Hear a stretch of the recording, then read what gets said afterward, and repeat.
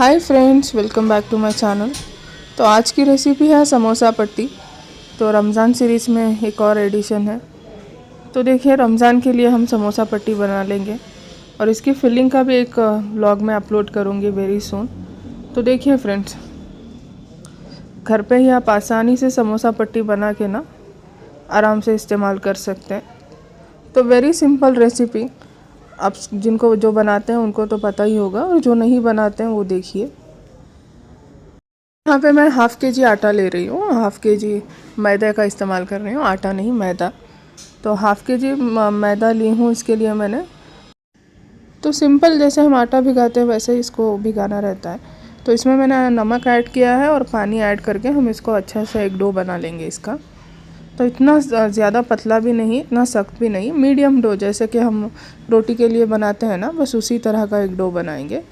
तो यहाँ पे मैंने जो ऑयल और एक्स्ट्रा मैदा जो रखा हुआ है ना, वो हम इसकी लेयर्स बनाने में इस्तेमाल करेंगे। आटा गूंदने के लिए इसमें तेल भी नहीं जाएगा, कुछ नहीं जाएगा, बस सिंपल नमक और पानी डाल के हम आटा गूंद लेंगे। तो देखिए, आटे को अच्छे से गूंदेंगे। तो मैदा है तो थोड़ा टफ़ होता है थोड़ा गूंदने के लिए, तो इसको गूंदने में लगेंगे 10 मिनट। तो अच्छे से गूंद लीजिए आप इसको पानी ऐड कर करके।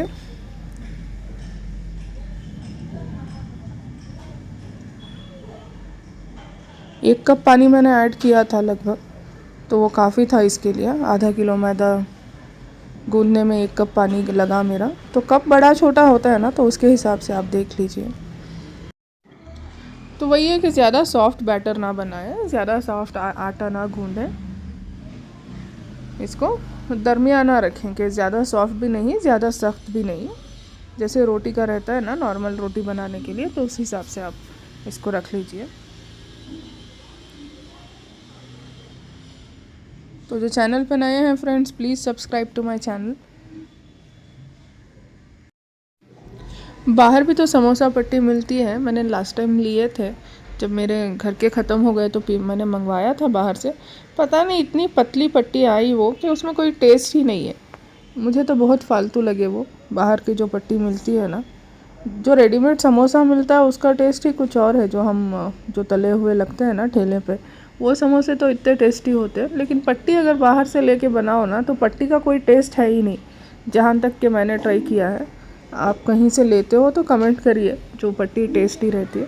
लेकिन जो मैं घर में बना रही हूँ ना, इसका टेस्ट बहुत अच्छा इन्हेंस होता है समोसे में। हम जो समोसा पट्टी बना के घर में समोसे बनाएंगे ना, तो उसका टेस्ट बहुत अच्छा निकलता है, पट्टी का टेस्ट। तो ये पापड़ जो बचेगा ना, तो वो मैं आश में भी इस्तेमाल करती हूँ। जो हम लोग रमज़ान में आश बनाते हैं इफ्तार के टाइम पे, तो इसकी जो भी आसपास के जो कटिंग्स बचते हैं ना, उसको भी हम इस्तेमाल करेंगे, तो वो बहुत टेस्टी निकलता है पापड़। तो मैं तो प्रिफ़र करती हूँ घर पे ही बनाना।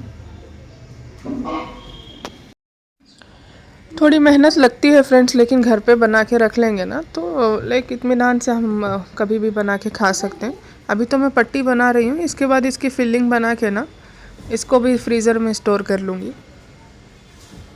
तो ये 15 दिन 20 दिन, अगर आप 1 महीने के भी बना के स्टोर कर रहे हैं ना, तो आराम से रह जाएंगे।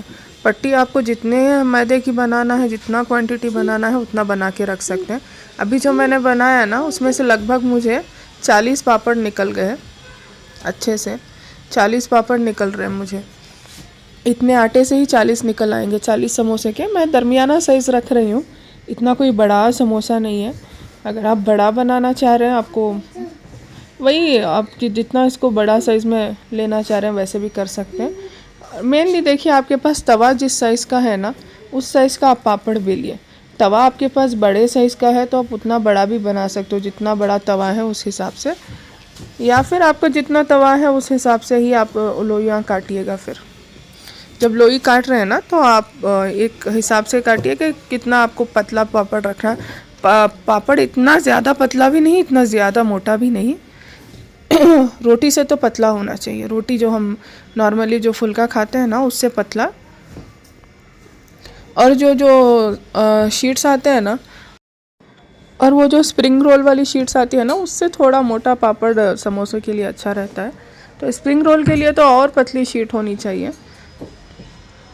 तो चले फ्रेंड्स, देखिए मैंने आटा अच्छे से गूंद लिया था। गूंद के इसको मैंने एक आधे घंटे के लिए ढक के रख लिया है। तो मैदा है तो इसमें थोड़ा ढक के रखने से नरम हो जाता है, तो बेलने में आसानी रहेगी। तो इस वजह से मैंने ढक लिया था इसको। एक आधा घंटा ढक के रख लीजिए, फिर उसके बाद हम इसको बनाना शुरू करेंगे। तो देखिए आधा मैदे को मैं अलग कर लूँगी। तो आटे को हाथों की मदद से मैं इसको लंबा कर लूँगी, पूरा एक लंबा स्ट्रेट लाइन जैसे बना लेंगे इसको। और एक कहीं से मोटा कहीं से पतला ऐसा नहीं रखना, प्रॉपर एक गोलाई में लाइए इसको। तो जब इसकी लोइयाँ काट रहे हैं ना, तो प्रॉपर एक ही साइज़ में काटिए, कोई छोटा कोई बड़ा ऐसे ना करें, तो पापड़ सही नहीं निकलेगा। जितना हो सके ना इसको एक ही साइज़ में काटने की कोशिश करें। तो हो ही जाता है, थोड़ा 19-20 का फ़र्क आता ही है, तो वो कोई नहीं, फिर आगे हम उसको एडजस्ट कर सकते हैं। जो जितना हो सके ना उसको स्ट्रेट एक ही साइज़ का रख के सभी लोइयाँ एक साइज़ की काटिएगा।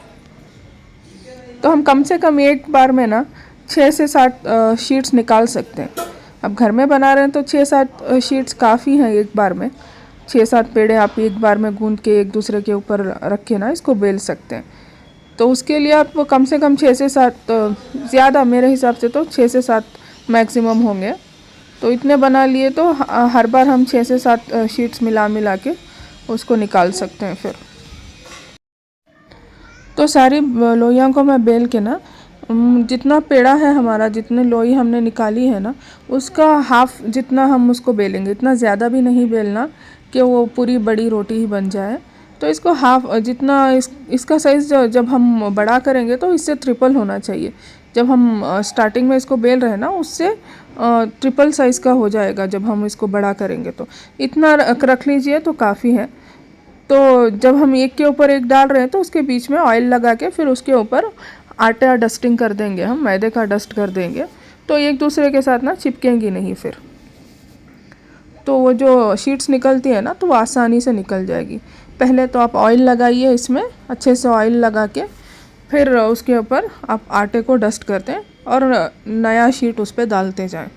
बस उसी साइज़ का, एग्जैक्ट उसी साइज़ के बेल के आप, लगभग उसी साइज़ के बेल के आप उस पर डालते जाएं, एक के ऊपर एक, एक के ऊपर एक। और जो लास्ट शीट होगी ना, तो उस पर हम कुछ नहीं लगाएंगे। तो ऐसे ही देखिए मैं सभी बेल लूँगी, एक के ऊपर एक हम डालते जाएंगे, बीच में तेल और आटे का डस्टिंग करते जाएंगे, फिर बेलते रोल करके शीट्स को हम एक के ऊपर एक, एक के ऊपर एक लगाते जाएंगे। तो यहाँ पे मैंने 5-6 शीट्स को मिला लिया है। तो इसको हम अच्छे से बेल लेंगे गोलाई में बेलने की कोशिश करें, पीछे सामने करके, आगे पीछे करके बेलें। ऐसा नहीं कि बस एक ही साइड से आप बेल रहे हैं तो नीचे का जो पापड़ है ना वो छोटा रह जाएगा।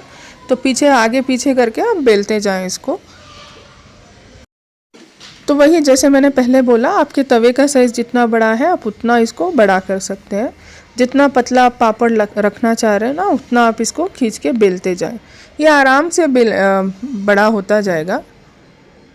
आप इसको जितना भी बेलते हैं ना उतना बड़ा पापड़ बनेगा। आपको जितना पतला रखना है, मोटा रखना है, उस हिसाब से। अब तवे को आप ज़्यादा गर्म ना करें, मीडियम फ्लेम पे ही रखें। ऐसे नहीं कि ये जल जाए पापड़, इतना नहीं कि इस पर कलर आ जाए, ज़्यादा कलर नहीं आना चाहिए। तो कलर ना आए और पापड़ निकल जाए ऊपर से, तो बस इतना करना रहता है। तो हम एक दूसरे साइड पलट के ना इसको अलट पलट के पापड़ निकालते जाएंगे। बस एक 30 सेकेंड्स छोड़ के ना हर साइड पे हम इसका पापड़ निकाल लेंगे। तो यहाँ पे देखिए मैं अलट पलट करके इस पे ना हर शीट के लिए एक 30 सेकेंड रख के मैं निकाल ले रही हूँ। कहीं अगर थोड़ा कम पका है तो उसको थोड़ा फ्लेम ज़्यादा करके बना लीजिए। अगर पापड़ अभी कच्चा लग रहा है, बहुत ही कच्चा लग रहा है ना, तो थोड़ा इसको छोड़िए तवे पे और थोड़ी देर सिक जाए तो फिर निकाल लीजिएगा। ऐसे ही करके थोड़ा गरम रहता है, मैनेज करना होता है कि गरम गरम हाथ पे लगता है थोड़ा, तो इस वजह से। और देखिए पकाया जो आटा बचा है ना मेरे पास, उसकी भी मैं ऐसी ही लोइयाँ बना लूँगी। वही कि एक साइज़ में इसको काट लेंगे, वही लंबे शेप में इसको बना के राउंड करके फिर एक जैसे एक हिसाब की सभी एक साइज़ की लोइयाँ निकाल लेंगे। जितना हो सके एक साइज़ निकालने की कोशिश करें।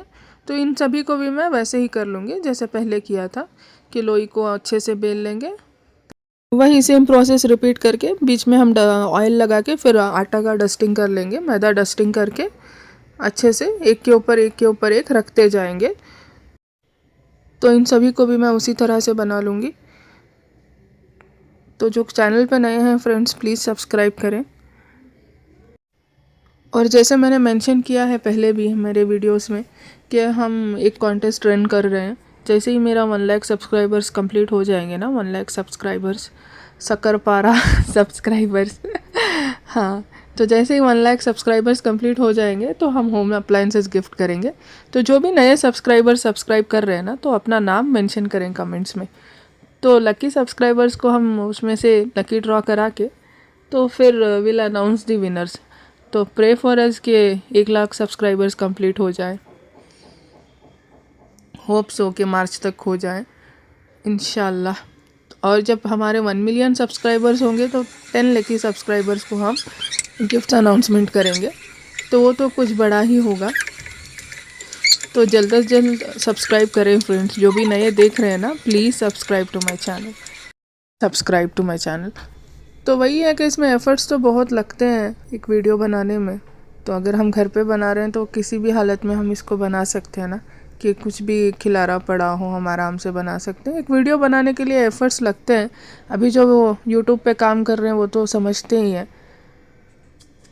तो प्लीज़ सब्सक्राइब करें, थोड़ा मोटिवेट करें। अगर कुछ गलतियां हैं इसमें तो कमेंट्स करें, मेंशन करें कमेंट्स में। तो देखिए लगभग ये भी बनके तैयार है, बना लेंगे। तो जैसे मैंने पहले बोला मेरे इससे 40 पापड़ तक बन गए थे। और आसपास की जो हम जितना बड़ा साइज़ का समोसा बनाना चाह रहे हैं ना, मिनी समोसा, इसके लिए इसमें से आप 3 पापड़ निकाल सकते हो। या फिर आप मीडियम साइज़ समोसा बना रहे हैं तो मेरे जैसा जितने मैंने 2 निकाले हैं ना, 2 पापड़ बनाई हूँ एक इसमें, ये जो एक रोटी मैं बना रही हूँ उसमें। तो इस हिसाब से भी आप बना सकते हैं। वही है कि जितना बड़ा तवा है उतनी बड़ी रोटी बनाइएगा तो उतने पापड़ निकल जाएंगे। तो चलें फ्रेंड्स, थैंक्स फॉर वॉचिंग। मिलते हैं एक नई व्लॉग में। तो रमज़ान सीरीज़ ही लाऊंगी, फिर इसकी फिलिंग है और बहुत सारे प्लान्स हैं बनाने के लिए। तो प्लीज़ थोड़ा सपोर्ट करें, सब्सक्राइब टू माय चैनल। तो सब्सक्राइब करें, लाइक करें, जो भी देख रहे हैं ना कमेंट्स करें। Thank you friends, thanks for watching. अल्लाह हाफिज़।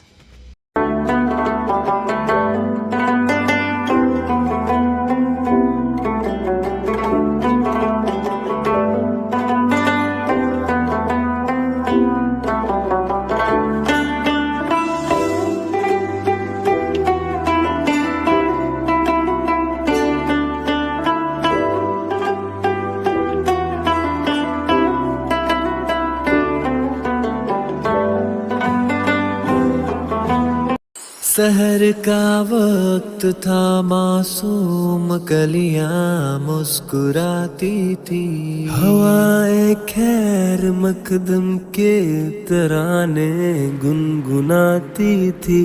अभी जिब्रील भी उतरे न थे काबे के मिंबर से, के इतने में सदा आई है अब्दुल्लाह के घर से। मुबारक हो शहे हर दो सरा तशरीफ ले आए, मुबारक हो मुहम्मद मुस्तफा तशरीफ ले आए। मौलाया सल्ली व सल्लिम दाइमन आबादन आला हबीबी का खैरी खल्की कुल्लिहिमी, मुहम्मदुन सय्यिदुल कौनैनि व ज़क़लैन, मुहम्मदुन सय्यिदुल कौनैनि व ज़क़लैन वल फ़रीक़ैनि मिन